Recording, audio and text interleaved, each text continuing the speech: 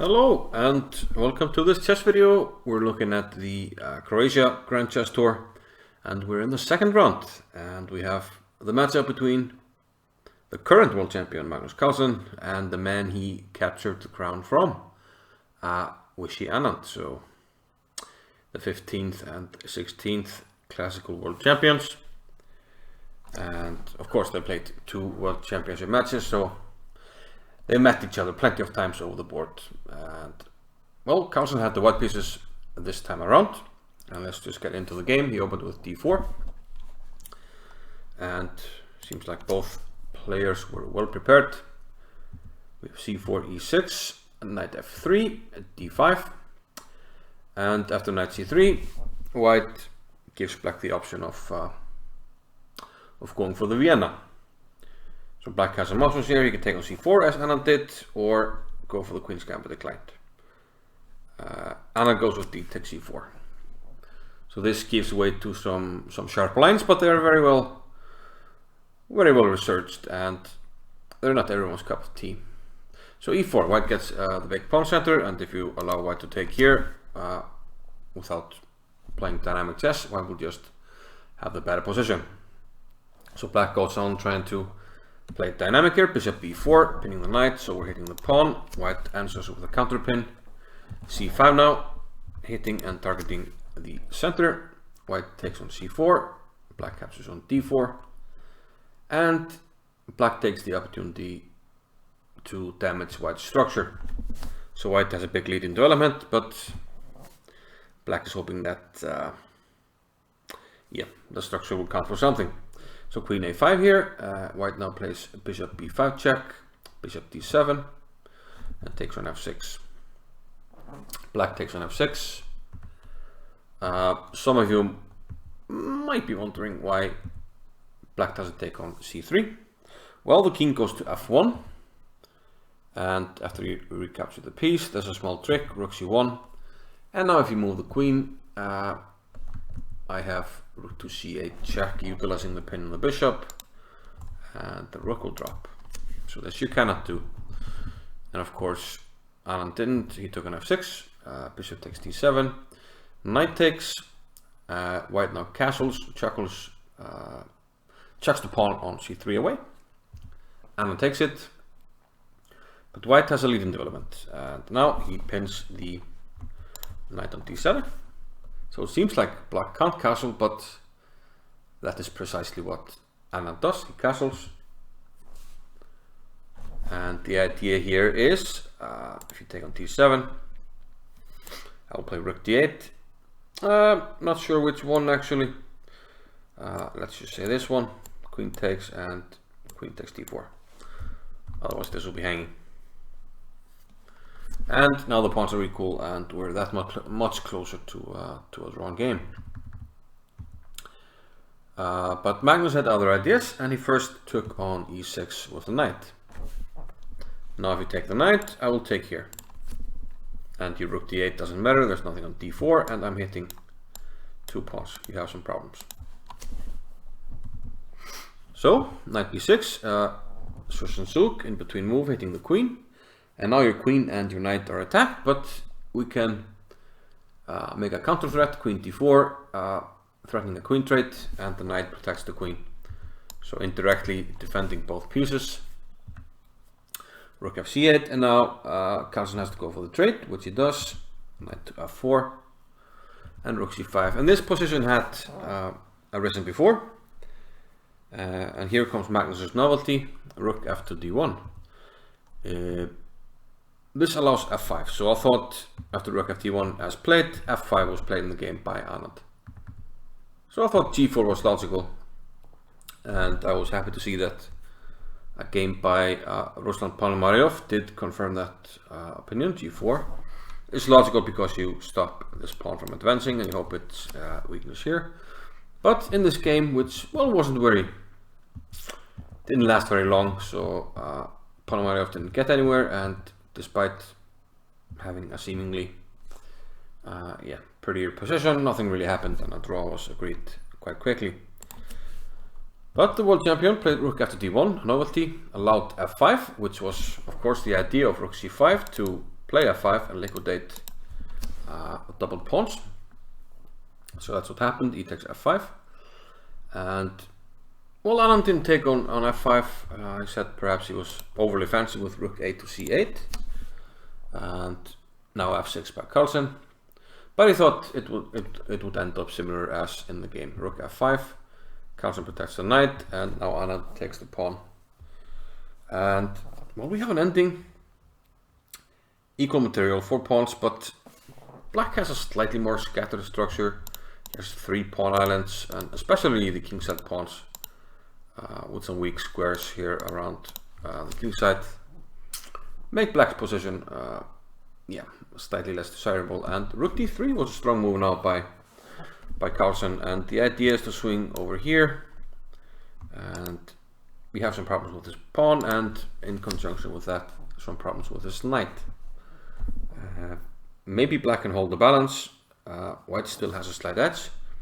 Computer prefers knight a4, but Anand said he couldn't really make it work, so he preferred rook f2 c6, and now rook to a3. Of course, the idea is if you have to play a6, I can put something on the b file, and now you struggle with this knight, and then you struggle with the pawn on b7 some moves later. Anand played rook c1, we had a trade, and now knight c8. But now the rook swings over, and the knight is a bit misplaced here, being stuck defending a pawn, and rook d3 now targeting the black king all of a sudden. Rook c7, otherwise white might just take over the 7th rank. Rook d8 check, king g7. And Anand said here he just thought he was lost. He said that well, Carlsen had won harder positions and he had lost easier. So he said, okay, from here he was just making moves, trying to prolong the game.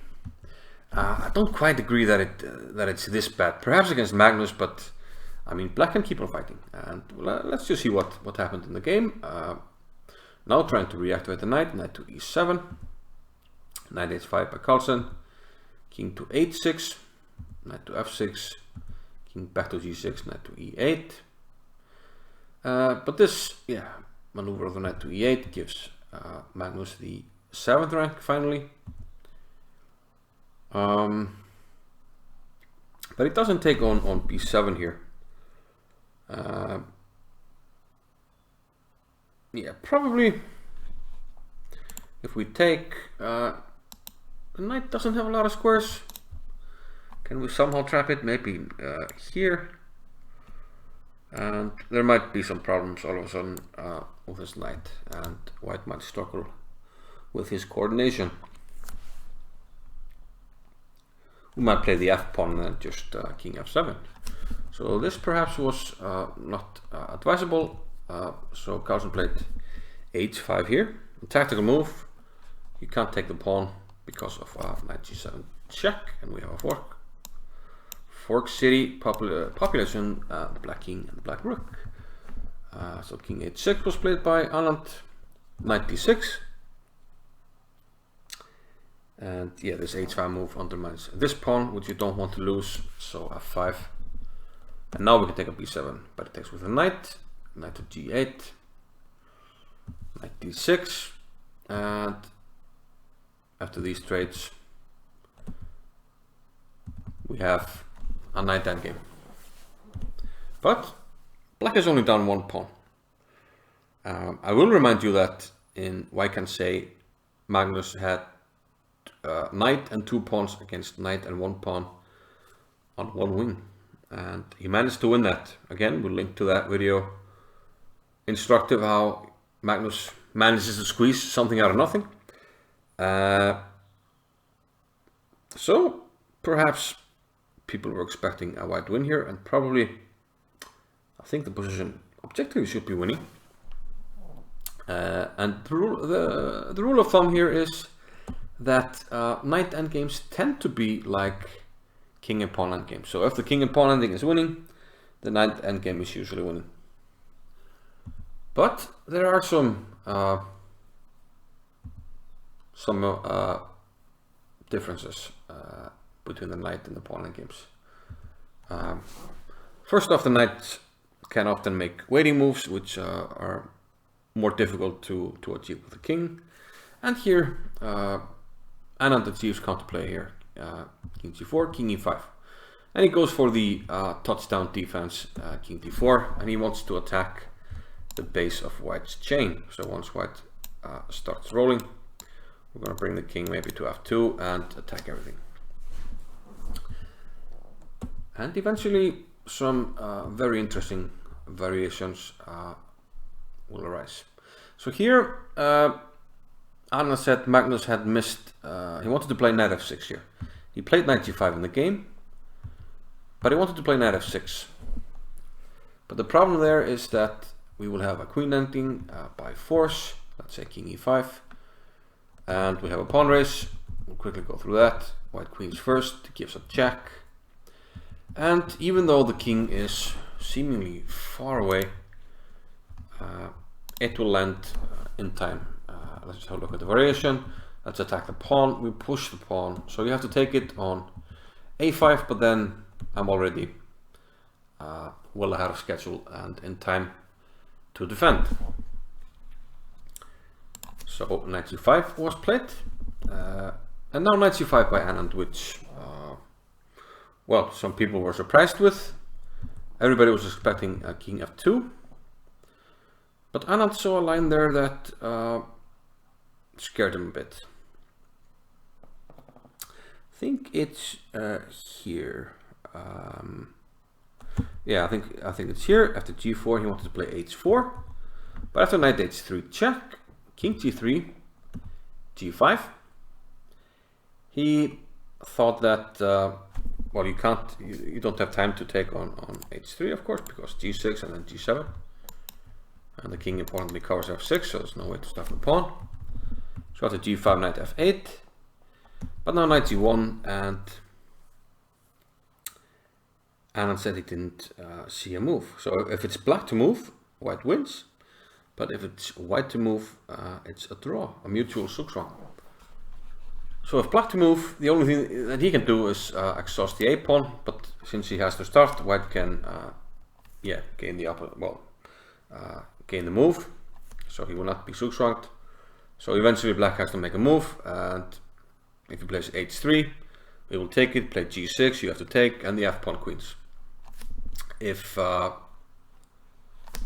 yeah, and same if the knight moves, we push the g pawn. Coincidentally, well, no, not coincidentally, if we turn it around and it's white to move, well, now you can't move the knight. Well, knight d2, I'll just attack it, you have to come back, or well, you actually can't, so you can't move the knight. And if you move the king, f4 can drop, king e5, knight check, and takes. So a very nice case of a mutual zugzwang, and this is why Anand didn't go for king f2. He went knight c5, but he didn't have to play in the line we just looked at after king f2, g4. He can just take, and this is probably drawn. But still a very nice line with h4. So he played knight c5 in the game, and king g6 by Carlsen. Most people were expecting here king to f6. After king f2, king e7. And now we have a forcing line. King takes f5, h4, f6. Now the only move is knight d3. And the idea is if you push f7, I play knight e5. And if you queen, I take it. And we have a similar line here where the king reaches just in time. King to c8. If you reach this square, it's a draw.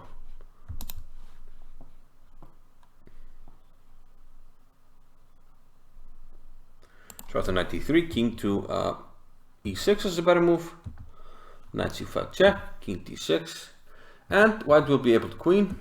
So this is probably the best that white could do from here in this ending. Queen here, but I did check this in the table base, the 7-piece table base, and the Lomonosov table base says that this position is drawn. But that's irrelevant because Carlsen played king g6, but now Anand is in time. But again, we get a very instructive end to the game, after king takes h5, king f3, Anand starts to run for the a pawn. He's going for counterplay. So he's just leaving his knight to defend against the f pawn. So the king comes over, king g6, a4, king f7, knight e5 check, king f6, knight comes back to f3.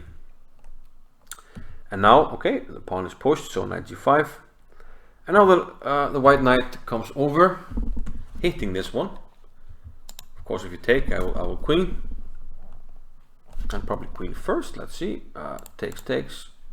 Here, and you're only on, yeah, I even block this. Even if your king was on b2, your pawn will only reach a3. So let's play king b2. This is lost. Because you don't have the stalemate defense in the corner. I will just give checks and bring the king. So once you play knight e6, you have to move the knight, knight h7. Threaten to take the pawn, so you must push it. And it looks like white finally achieved something, knight g5. Because now if you take on g5, I queen. Game, set, match. But Anand moved the pawn, a3. Knight takes h7, king b1. And white queens first. a2 now. And I'm not sure we had this endgame. Maybe, haven't we? I've seen it before. The thing is, without the knight, if you exclude the knight, this is a well-known draw.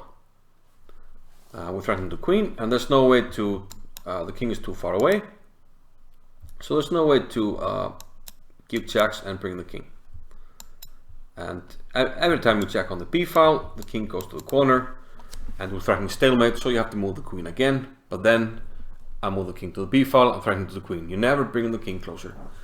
And with a knight on h7, even though black is down a queen and a knight, for only the pawn on a2, white just doesn't have time to bring the forces to stop black from queening. Queen f5 check, king b2, queen e5, king b1. Same like with the king, you don't have time to bring the knight. I'm threatening to queen. If you come closer, which Carlsen didn't do, let's say you instead of queen e2, you start checking here. Now I can go to the corner, and it's stalemate. You can't bring the king, and the knight is also too far away. So remarkably, Carlsen has to allow Anand to queen. And after king e5, yeah, a humor here by a humorous finish by Carlsen. He allows his queen to be taken, king d4, queen takes e2. But of course he has everything under control with knight c3, and the game is drawn because of insufficient material. So yeah, quite an interesting draw.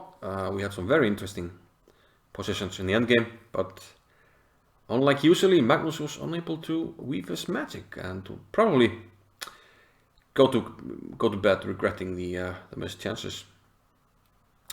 And well, Magnus will not go to bed as the leader because we have somebody on 2 out of 2. I will not spoil that if I decide to cover that game. But 1.5 points for Magnus.